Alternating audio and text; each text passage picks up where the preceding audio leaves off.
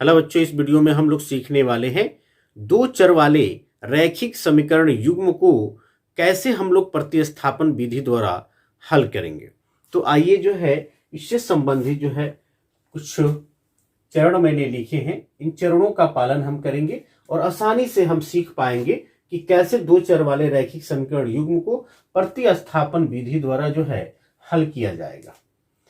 चरण एक में मैंने लिखा है कि किसी एक समीकरण को लेते हैं और किसी एक चर को दूसरे के पदों में लिखते हैं।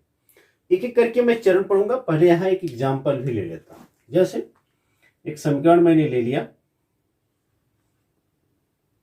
x प्लस वाई बराबर 14 है ना, और x माइनस वाई बराबर 4। यह एक एग्जाम्पल हम ले लेते हैं और चरण पढ़ के जो है हम स्टेप बाय स्टेप काम करेंगे और आसानी से हम लोग प्रतिस्थापन विधि द्वारा इसका हल ज्ञात कर पाएंगे। ठीक है, यहां मैं लिख देता हूं सॉल्यूशन। सबसे पहले तो आप लिख लीजिए क्या दिया है।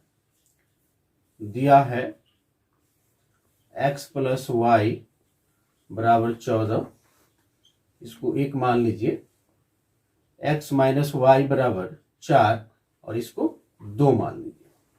क्या कह रहा है चरण एक में, किसी एक समीकरण को लेते हैं और किसी एक चर को दूसरे के पदों में लिख देते हैं। किसी को भी ले लीजिए, समीकरण एक या दो, किसी को भी ले सकते हैं। मैं लेके चल रहा हूं समीकरण एक को। समीकरण एक से इसको x प्लस वाई बराबर क्या है, 14 है। एक चर का मान दूसरे के रूप में लिखिए, यानी x का मान y के रूप में। यदि x का मान y के रूप में लिखना है तो y को इधर भेजना पड़ेगा, यानी तो y का मान x के रूप में लेना है तो x को भेजना पड़ेगा। यहां मैं x का मान y के रूप में लिखूंगा तो दिस इंप्लाई x बराबर 14 माइनस वाई। इसको समीकरण नंबर 3 मान लीजिए। 3 इक्वेशन आपके पास दिखाई देगा। यहां x का मान y के रूप में आ गया। ये जो चरण एक है इसका काम मैंने कर दिया कि किसी एक चर को दूसरे के पदों में लिख दीजिए। x को मैंने y के पदों में लिख दिया। ठीक है, फिर चरण 2 में क्या है, प्राप्त चर का मान दूसरे समीकरण में प्रतिस्थापित करते हैं। अभी जो ये x का मान मिला है 14 माइनस वाई, इसको दूसरे में प्रतिस्थापित करेंगे, यानी एक को लेके हम चल रहे थे तो यहां 2 में रखेंगे, है ना, और हल करके एक चर का संख्यात्मक मान प्राप्त करते हैं। फिर इसको हल करेंगे रख के तो एक चर का मान निकल जाएगा। देखिएगा कैसे, यहां लिखेंगे x का मान समीकरण 2 में प्रतिस्थापित करने पर, इसी का नाम है प्रतिस्थापन विधि। तो 2 में रखेंगे। एक को लेके चल रहे हैं, ध्यान रखिएगा, यहां पे एक को लेके चले हैं तो x का मान y के रूप में आया है। अब ये जो मान आया है ना, इसको 2 में रखिए, प्रतिस्थापित कीजिए। और यदि 2 को लेकर चलते तो जो भी मान आता उसको 1 में रखते। तो 2 में प्रतिस्थापित करेंगे, x की जगह पे हम 14 माइनस वाई लिख सकते हैं। यहां पे मैं लिख दे रहा हूं 14 माइनस वाई, और फिर क्या है बाबू, माइनस वाई बराबर 4, या और कर देता हूं 14 माइनस वाई तो माइनस 2y हो जाएगा बराबर 4, और माइनस 2i बराबर 4। 14 इधर प्लस में इधर आके क्या हो जाएगा बाबू, माइनस में हो जाएगा। और y बराबर क्या होगा, 4 में से 14 माइनस करेंगे तो माइनस 10 आएगा, बटा माइनस 2y के साथ गुणा कर रहा है, इधर आके क्या करेगा, भाग करेगा, तो माइनस 2, माइनस से माइनस कैंसिल, 2 पची 10, यानी क्या आएगा, 5 आ गया। तो मैंने क्या लिखा, हल करके एक चर का संख्यात्मक मान प्राप्त करते हैं। तो y का संख्यात्मक मान यानी 5 आ गया, y का वैल्यू यहां 5 आ गया। तो दूसरे चरण का काम भी हो गया। तीसरे चरण में क्या है, ज्ञात संख्यात्मक मान को किसी भी समीकरण में रखकर हल करके दूसरे समीकरण जो चर है उसका मान ज्ञात कर सकते हैं। ये y बराबर 5 आया ना, कहीं भी रख लीजिए, अब फ्री है, 1 में 2 में 3 में कहीं भी रख के जो है आप x का मान ज्ञात कर सकते हैं। तो यहां मैं 3 में रख देता हूं, यहां डायरेक्टली y का मान रख दूंगा, x का मान निकल जाएगा।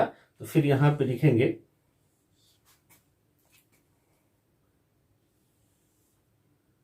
y का मान समीकरण 3 में प्रतिस्थापित करने पर या रखने पर, यहां रखिए x बराबर 14 माइनस y है, तो y की जगह पे क्या है 5 है। 14 में से 5 माइनस होगा तो क्या होगा 9 होगा। अतः x बराबर 9 और y बराबर 5, यही आपका क्या होगा आंसर होगा। आइए कुछ और उदाहरण हम लोग लेंगे और इसको समझने का प्रयास करेंगे। ये एक उदाहरण मैंने लिया, आपकी प्रश्नावली से ही है, आप जो है नोट करते रहेंगे। अब जो है क्वेश्चन नंबर 2 जो है प्रश्नावली 3.3 का 1 का 2, इसको भी मैं हल करता हूं। क्या दिया है s माइनस टी बराबर 3 और s by 3 plus T by 2 बराबर 6। ये क्वेश्चन है, इसका मैं यहां सोल्यूशन कर रहा हूं। हल दिया है s माइनस टी बराबर 3, इसको 1 मान लिया हमने, s by T plus T by 2 बराबर 6, इसको हमने 2 मान लिया। आइए पहले हमने क्या लिखा, किसी एक समीकरण को लेते हैं और किसी एक चर का मान दूसरे के पदों में लिखते हैं। एक को लेके चलते हैं, समीकरण 1 से क्या आएगा बाबू, s माइनस टी बराबर 3 है, तो दिस इंप्लाई s बराबर 3 प्लस टी को इधर भेज दिया हम, s का मान t के रूप में आ गया। इसको समीकरण क्या मान लिए 3। चरण 1 का काम कंप्लीट हो गया। अब कह रहा है कि प्राप्त जो चर का मान है ना, ये जो आया हुआ है, इसको दूसरे समीकरण में रख दीजिए और फिर हल करके जो है वहां किसी एक चर का संख्यात्मक मान ज्ञात कीजिए। एक को लेके चल रहे थे तो इतना मान आया, s बराबर 3 प्लस टी आया है, इसको 2 में रखेंगे। s का मान समीकरण 2 में प्रतिस्थापित करने पर, तो 2 में प्रतिस्थापित कर दीजिए। यहां 3 प्लस टी को s की जगह पे लिख सकते हैं 3 plus T by 3 plus T by 2 बराबर 6। 3 और 2 का एलसीएम क्या आएगा बाबू 6 आएगा, मैंने एलसीएम ले लिया। 3 से 6 में भाग करेंगे तो 2 भागफल आएगा और 2 से इस दोनों में गुणा कीजिए तो 3 दूनी 6 और प्लस 2t, प्लस 2 से 6 में भाग करेंगे आप तो 3 आएगा, 3 से t में गुणा कीजिएगा तो 3t बराबर 6 और 6 प्लस 2t और 3t 5t हो जाएगा। यहां 6 भाग करा, इधर जाके क्या करेगा गुणा करेगा तो 6 गुणे 6 हो जाएगा। यहां मैं बगल में कर देता हूं या, और इसको इंग्लिश में लिखते हैं 5t बराबर 6 गुणे 6 36 और 6 प्लस में इधर आके क्या हो जाएगा माइनस में, और t बराबर 36 में से 6 घटेगा 30 बट्टा 5, 5 6 30, यानी क्या आया 6 आया। तो t का मान हमें 6 प्राप्त हुआ। चरण 2 का काम हो गया। अब जो ज्ञात ये मान है, इसको जो है किसी भी 1 2 3 कहीं भी रखकर जो है हम क्या कर सकते हैं, दूसरे चर का मान ज्ञात कर सकते हैं। तो लिखेंगे t का मान, मैं 3 में रख देता हूं, यहां पे रखना आसान है ना, और की तुलना में t का मान समीकरण 3 में रखने पर, यहां s बराबर 3 प्लस t की जगह पे 6 यानी हो गया 9, तो अतः s बराबर 9 और t बराबर क्या है 6 आया है।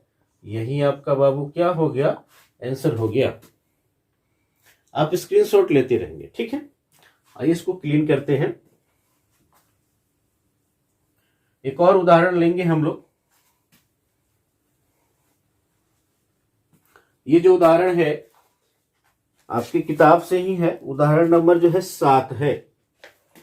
इसको ले लेते हैं हम लोग।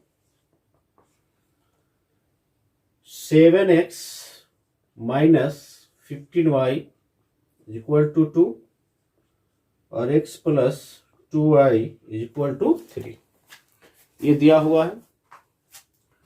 इसका मैं हल करता हूं, ठीक है। लिखूंगा, दिया है 7x माइनस 15y बराबर 2, एक मान लीजिए, x प्लस 2y बराबर 3, इसको 2 मान लीजिए। अब मैं 2 से इस बार 2 को लेके चलूंगा और 1 में हम लोग मान को रखेंगे। ऐसा नहीं कि हमेशा 1 को लेके चलने का काम करेंगे। आप फ्री हैं, जैसे आपको सहूलियत हो। समीकरण 2 से x प्लस 2y बराबर 3 डिसिंप्लाई x बराबर 3 माइनस 2y। आप y बराबर भी x का मान निकाल सकते थे, है ना। इसको मान लीजिए 3। यदि आप y बराबर x का मान निकालते तो क्या होता, मैं यहां रफली कर दे रहा हूं। होता 2y बराबर 3 माइनस एक्स डिसिंप्लाई y बराबर 3 माइनस एक्स, और 2 गुणा कर रहा था, इधर आके क्या करेगा, भाग करेगा। और इस y के मान को चूंकि हम 2 को लेकर चले हैं तो 1 में रखते हैं, यहां x के मान को रखेंगे 1 में, प्रतिस्थापित करेंगे, ठीक है। तो आप फ्री हैं, ऐसा नहीं है कि सिर्फ x का मान y के रूप में ज्ञात करेंगे या y का मान x के रूप में ज्ञात करेंगे। यहां जो x बराबर मान आया है ना, इसको जो है हम लोग दो को लेके चले हैं तो 1 में अब रखेंगे। लिखेंगे x का मान समीकरण 1 में प्रतिस्थापित करने पर, तो यहां आ जाते हैं। x का मान क्या है, 3 माइनस 2y, तो 7